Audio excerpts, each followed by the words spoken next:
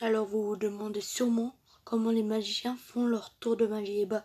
Dans cette vidéo, on va répondre à toutes vos questions sur la magie. Pense au pouce bleu, à l'abonnement. Et on commence. Alors les tours de magie sont enfin révélés dans cette présentation qui nous fait ouvrir le jeu. C'était publié il y a quand même 2 ans. C'était il y a longtemps. Bref, on commence. Bon visionnage. Alors nous aimions tous la magie lorsque nous étions enfants. La façon dont les magiciens pouvaient rendre l'impossible possible juste devant nos yeux. Bien sûr, en grandissant, nous avons compris que la magie n'existait pas et qu'il y avait une certaine forme de supercherie, mais cela ne signifiait pas que nous pouvions expliquer que nous étions en train de voir. Oh, regardez-moi ça. Pour la première fois, nous révélons la façon dont les magiciens ont réalisé certains de leurs tours. Si vous pensez tout savoir, vous pouvez y réfléchir à 2 fois. Il est temps de sortir nos baguettes. Ok, pas de problème, on va sortir nos baguettes. Spectacle de magie de rue, nous pouvons voir la façon dont les mages le long de l'eau faisant tourner les têtes de milliers de passants. Comment ça? Ok. Oh. Ok, on commence directement avec le premier tour qui est en fait marcher sur l'eau. Tout simplement, ok. Regardez-moi ça, comment il fait. C'est devenu une magie emblématique, un homme réalisant apparemment l'impossible devant les chambres du Parlement. Cela nous fait penser à l'image de Jésus transporté dans le monde moderne. Découvrez sur la page comment il l'a fait. Secret, marcher sur l'eau. Non, il ne s'agit pas du Messie, c'est également un vilain garçon qui piège toutes ces personnes. La magie, c'est surtout la capacité de faire un spectacle, et ce type ne nous a pas déçus. Comme nous pouvons le voir ici, il ne faisait que marcher sur des boîtes en plexiglas transparent qui étaient placées à la surface de la rivière. Ah bon? Ah bah, regardez. Ah ok, voilà comment on fait pour marcher sur l'eau. Êtes-vous surpris puisqu'il est physiquement impossible de flotter sur l'eau? Il s'agit de la seule explication logique à ce que nous avons vu. Cependant, c'est un exploit remarquable à réaliser en public sans que quiconque vous voie.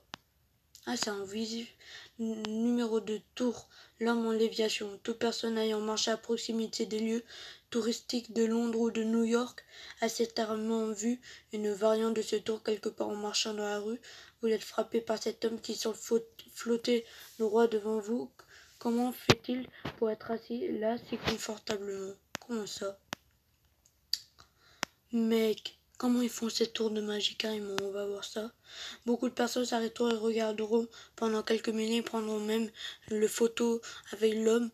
Bien que nous n'aviez pas le droit de toucher, vous pouvez certainement agiter vos mains pour essayer de localiser certains câbles. Découvrons comment il parvient à faire cela près.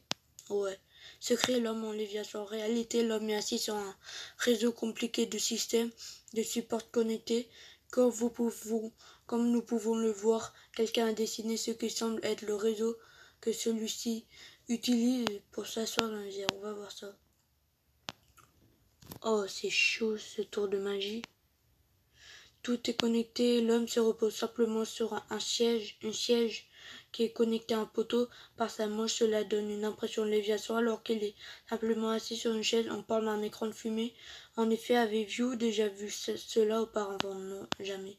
Du coup, tour couper son assistante en deux. Oh, alors là, le basique, il s'agit d'un des tours de magie les plus célèbres de l'histoire. Le magicien placera son assistante dans une boîte et la coupera en deux devant tout le public. Mais ce n'est pas tout. Selon le cas, la longueur est souvent plus extrême. Ok. Oh, regardez-moi comment il fait ça. Parfois, les boîtes seront complètement séparées alors que les jambes remuent de l'autre côté de la scène. Comment le magicien et l'assistant travaillent-ils ainsi bien? Découvrons-le. Secret, couper son assistante en deux. Bien sûr, elle n'est jamais vraiment coupée en deux, donc il doit y aller et avoir une explication logique à tout cela. Eh bien, il se repose certainement sur l'aide d'une assistante, d'accord, mais il ne s'agit pas d'une assistante, mais 2 assistantes. Quoi? Ah, d'accord, en fait, ils sont deux. Ils sont deux, ok. C'est vrai, il y a 2 assistants chacun dans une boîte, ce qui signifie que les jambes que nous voyons n'appartiennent pas au visage de l'assistant que nous pensions connaître. Cela fait sens lorsqu'on y pense, autrement ce sera un peu trop compliqué pour nous. Ensuite, la femme qui flotte. Le tour de magie est souvent réalisé en direct. Devant un public, la femme en léviation auto-objet est un des tours les plus modestes mais les plus impressionnants. Juste au moment où vous pensez avoir compris, le magicien va souvent un peu plus loin encore. Ok. Soudain, il attrape un grand cerceau solide et le fait circuler autour d'elle. Comment ce niveau de malice se produit-il? Eh bien, évidemment, il y a une raison rationnelle pour parvenir à cette magie découvrons-le. Secret, la femme qui flotte, dont l'assistante doit être retenue d'une manière ou d'une autre. Nous savons qu'il ne s'agit pas de câble en raison du cerceau. Donc, comment parvient-elle à flotter? Eh bien, dans ce cas, moins c'est plus. L'assistante simplement allongée sur une table qui est soulevée par un poteau hors de vue du public. Mais alors, qu'en est-il du cerceau? Ah, ok. Eh bien, le magicien peut facilement faire naviguer le cerceau pour faire croire qu'il circule tout le long. En réalité, il le fait 2 fois pour s'assurer qu'il s'arrête au niveau du poteau qui la retient. Puis il repart. Dans l'autre sens, le cerceau ne l'entoure jamais complètement. Ok. Sortir un lapin d'un chapeau. Ah oui, le basique. Voici un autre tour de magie qui est synonyme de baguette et grand chapeau. Tout ce que nous pensons savoir au sujet de la magie peut être lié à ce tour particulier. Pendant l'ensemble du spectacle, un magicien porte son chapeau, mais que se passe-t-il ensuite? Oh, regardez, il va sortir un lapin de son chapeau carrément. Eh bien, tout ce qu'il fait, c'est agiter sa baguette dans les airs et sortir un vrai lapin. Comment un vrai lapin peut-il apparaître de nulle part? Eh bien, découvre-le, ok. D'où vient le lapin? Ce n'est pas possible que ce petit lapin reste dans le chapeau toute la soirée, donc il a dû y être mis plus tard, mais quand? Attends, oh, on a 3 images là, 3 possibilités. Eh bien, comme nous pouvons le voir ici, le lapin est en réalité confortablement suspendu dans une poche de la table. Ensuite, en utilisant un tour de passe-passe, il est rapidement introduit dans le chapeau juste avant la révélation. Ça fait toujours plaisir de voir que la magie ne fait pas de mal au bien-être des animaux. Ouais. Mordre une pièce de monnaie et la plier en 2. Ici, un magicien te donne du mal pour nous montrer sa force. Voici comment le tour fonctionne. Généralement, il ou elle demandera une petite pièce de monnaie involontaire. Une fois qu'il a reçu une pièce de monnaie à son goût, soudainement, il mord dedans un grand coup. Ok. Avez-vous déjà mordu et plié en 2 une pièce de monnaie? Nous pensons que personne ne l'a fait. Rien que le cuivre est assez fort nous supporter de grandes pressions. Donc comment fait-il en réalité? Est-ce qu'il le fait vraiment? Bien sûr, rien n'est ce qu'il semble être. Il n'y a absolument aucun moyen pour qu'un magicien morde dans une pièce de monnaie et la plie en 2. Donc il doit y avoir une fausse pièce.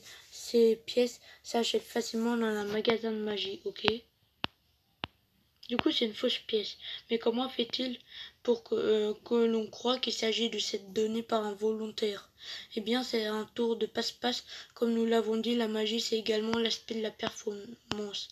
Plier une cuillère. Il s'agit d'un tour similaire à celui de la pièce de monnaie. Un magicien recevra une cuillère en métal qui semble possible à plier ou manipuler avant qu'on ne s'en rende compte. Il la frotte d'une manière spéciale et quelque chose de vraiment incroyable se produit ensuite. On dirait qu'il plie la cuillère comme il veut en appliquant une pression simple et douce. La cuillère semble complètement foudre et se plier. Est-il possible qu'un magicien ait fait cela? Eh bien, tout n'est qu'apparence, comme nous allons le voir. Il s'agit en réalité d'une vraie cuillère, alors le magicien ne fait évidemment rien qui sorte de l'ordinaire, donc on en revient à la même chose. Qu'est-ce que nous ne voyons pas? Eh bien, il s'agit d'un autre idiome insolent de passe-passe. Ok, j'ai rien compris. Personnellement, le magicien aura un jouet en argent similaire à la cuillère dans sa main. Alors, avec de l'entraînement, il pliera la cuillère en la dirigeant dans un sens tout en tenant la fausse cuillère dans l'autre sens. L'illusion dupera toute personne qui voit le tour de près.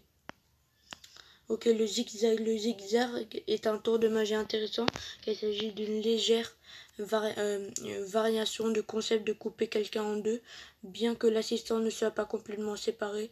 La façon dont les boîtes se sont déplacées fait penser que sa partie moyenne est retirée. Ah ok, comme ça, ok. Ah ouais.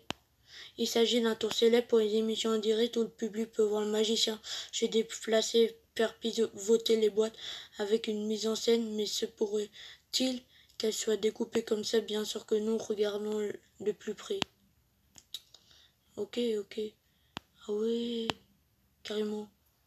En réalité, la boîte est bien plus profonde et large qu'elle n'y paraît. Cela signifie que l'assistant peut s'imperrer dans les parties qui ne sont pas visibles pour le public, puis ne fait que déplacer son corps dans l'endroit précis de la boîte et déplacer.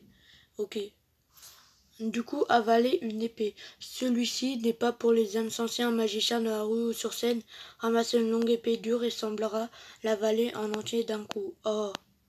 On dirait qu'il fait cela en la collant jusqu'en bas et sans bouger. Après, oh, qu'est-ce que j'ai fait? Après quelques secondes ou minutes, le magicien le tira vers le haut sans problème. Comment fait-il cela? Et s'agit-il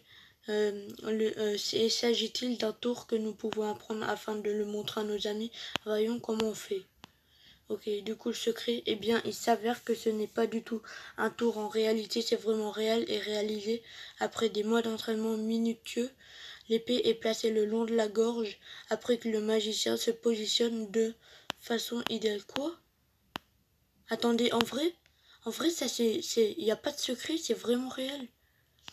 Il va sans dire à quel point ceci est dangereux et vous ne devez pas essayer, ouais, n'essayez jamais ça, de le reproduire chez vous. Il s'agit probablement d'un professionnel qui sait exactement ce qu'il fait, mais dans ce cas, une petite erreur peut avoir des conséquences mortelles, ouais, très mortelles. Du coup, se pencher comme dans Sauce Mouche criminelle. Nous avons tous vu la vidéo quand Michael Jordan, enfin, qu'est-ce que je raconte? Michael Jackson et son équipe se penchent de façon impossible à un angle qui semble être une supercherie. La vidéo de danse mouche criminelle est spectaculaire à bien des regards et qu'il s'agit certainement d'une des parties les plus mémorables. On va voir. Ah oui, comme ça en gros. Mais comment arrive-t-il à se pencher comme ça? Nous savons que le moonwalk est déjà étrange, mais là, ça ressemble à de la vraie magie. Eh bien, voyons comment ils sont chorégraphiés, la performance, et les ont fait bouger comme ça. Secret. Michael Jackson peut faire beaucoup de choses, mais mais se pencher comme cela sans aide n'en fait pas partie. Il s'est avéré qu'il avait besoin d'un peu d'aide grâce à des chaussures spéciales qui sont connectées au sol grâce à des vis. Comment ça? Ah, comme ça. En fait, il possédait ses chaussures, Michael Jackson. Les chaussures ont une inclination triangulaire qu'il utilisait pour se connecter aux vis de fixation. Ensuite, en utilisant la force de haut de son corps, il se penchait vers l'avant et pouvait tenir en place comme ceci, bien qu'il s'agisse d'une forme de supercherie, c'est absolument toujours impressionnant. Ouais, ça c'est vrai. Et pour finir cette vidéo, évidemment il y a plein de tours de magie, mais comme il y en a tellement trop, on va pas tous les mettre. Alors non, pas ça. On va pas mettre ça, j'ai vu un autre truc. Faire disparaître la statue de la liberté. C'est possible, on va voir ça.